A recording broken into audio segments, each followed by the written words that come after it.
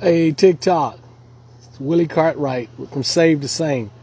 Just wanted to come out and do this video real quick. I'm outside on my patio. It's a beautiful day, so hopefully you can see me through the sun. But I just wanted to come out and give you my you Christians a little piece of advice, a little word of advice.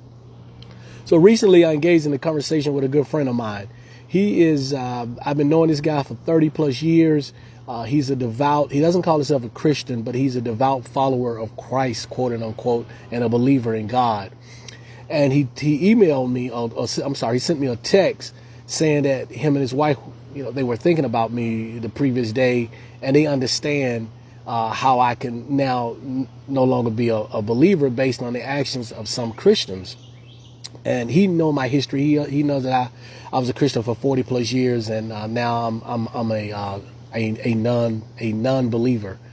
But I said to him, I said, it's not the action of Christians that is for me the reason that I'm no longer a believer.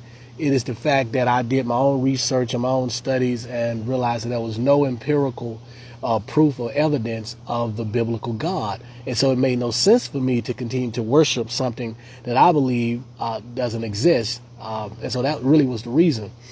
And so he ended the conversation by saying, well, my wife and I, we're still going to pray for you that you find God and the truth. And I said, why would you do that? That's so condescending. And he said, well, this is coming from a good place. I said, yeah, you believe that it's coming from a good place because your bias toward your faith makes you believe that it's coming from a good place.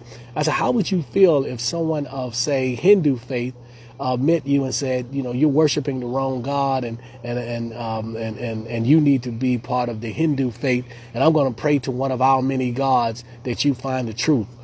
And then he kind of understood what I was saying after I put it like that.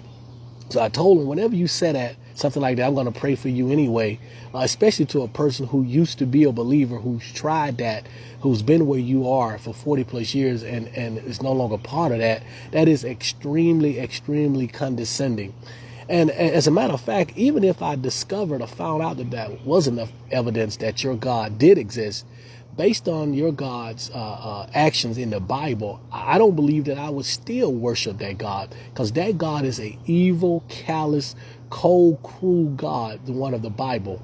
And so, FYI for Christians, if you have a friend who's a non-believer, telling them that you're going to pray for them to find the truth is not helpful, is not a compliment. It is truly condescending.